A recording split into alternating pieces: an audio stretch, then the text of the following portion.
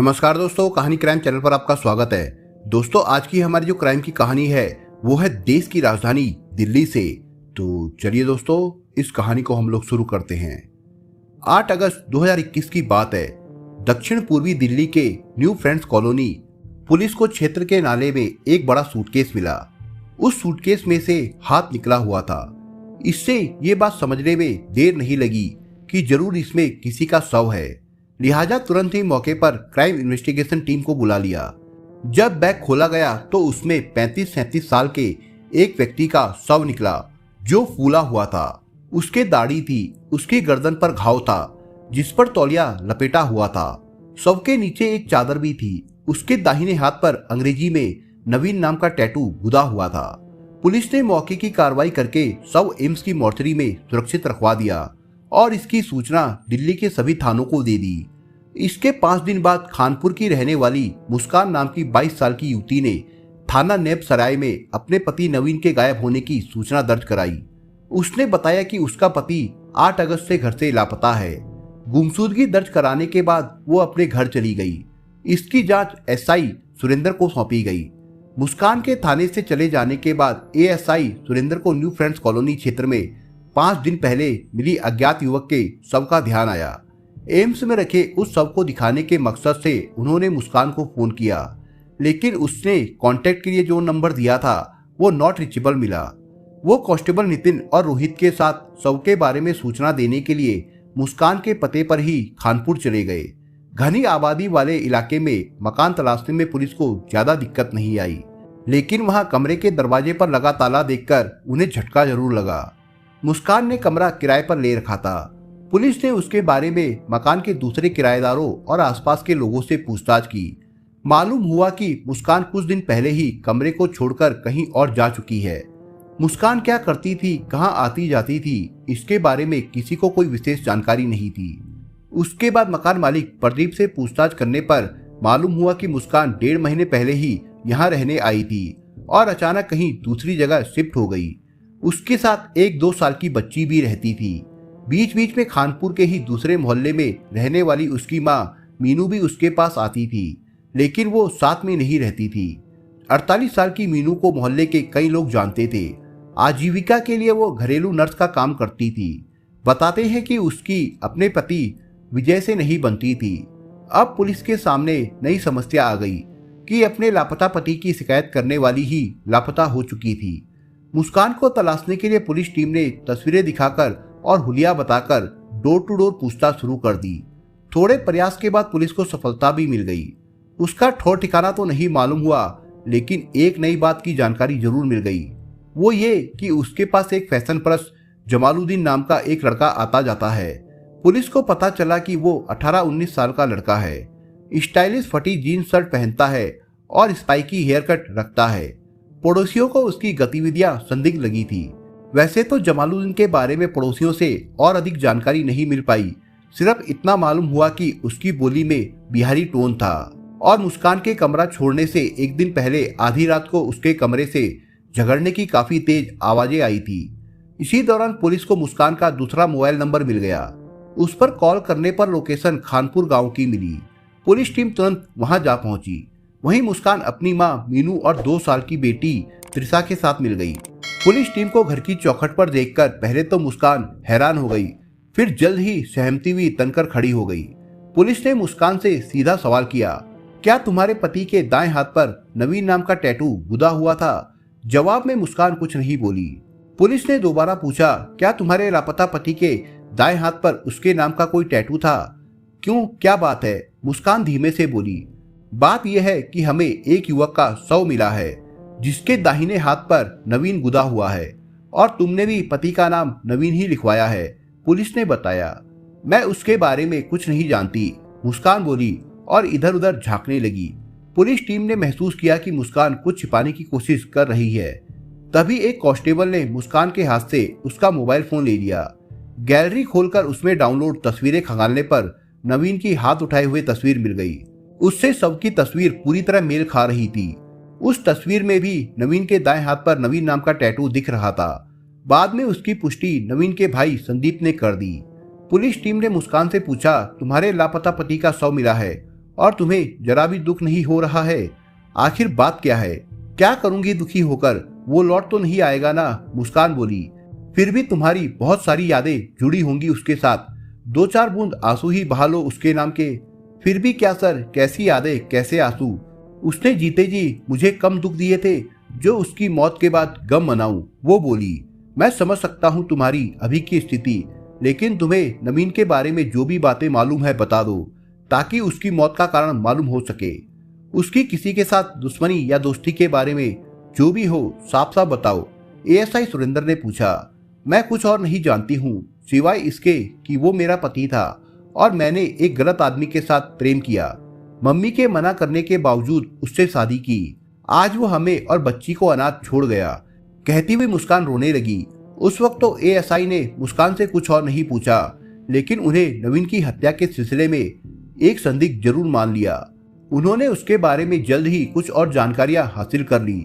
एक महत्वपूर्ण जानकारी घटना की तारीख को रात के समय नवीन से झगड़ने वाले लड़के जमालुद्दीन के बारे में भी थी।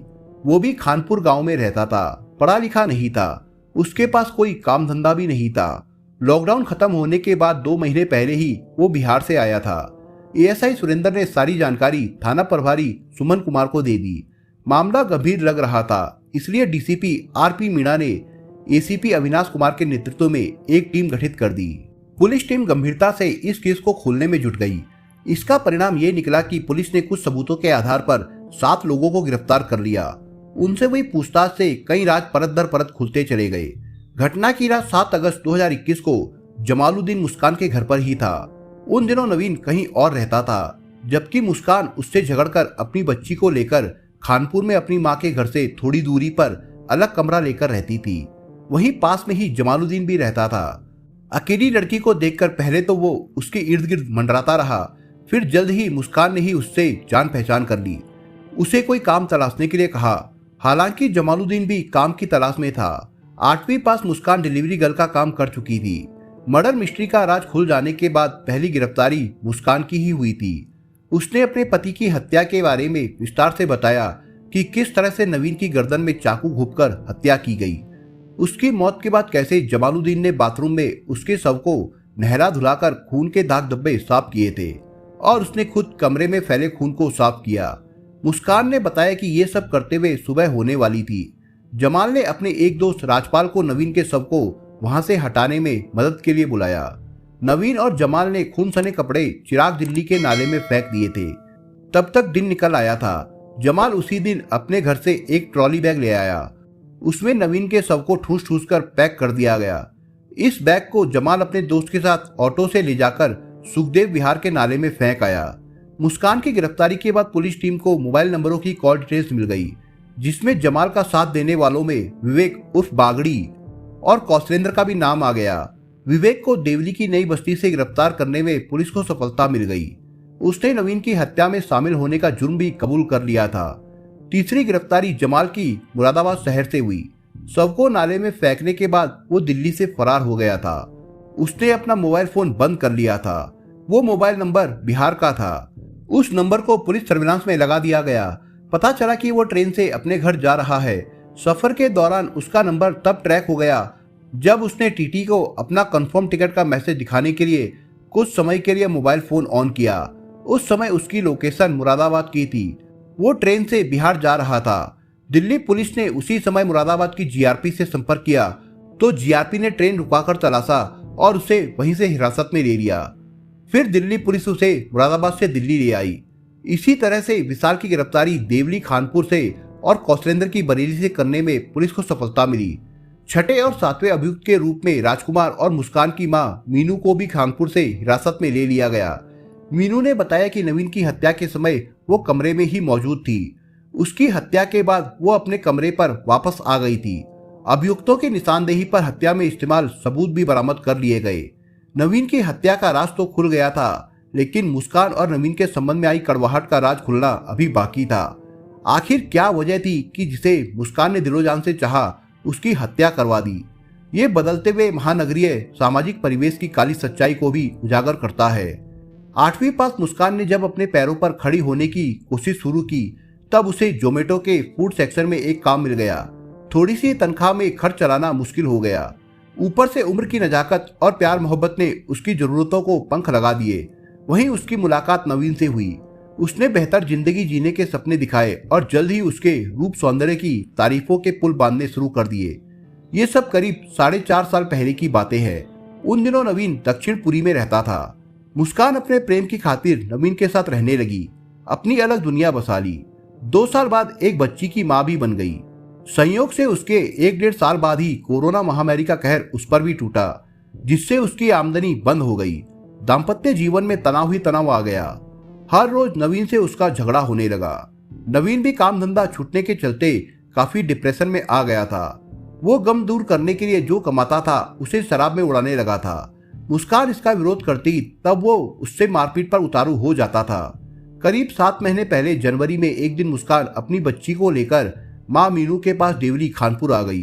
वहां भी नवीन बार बार आने लगा, लेकिन जब भी आता था नशे में धुत रहता था और मुस्कान को गालियां बकता था।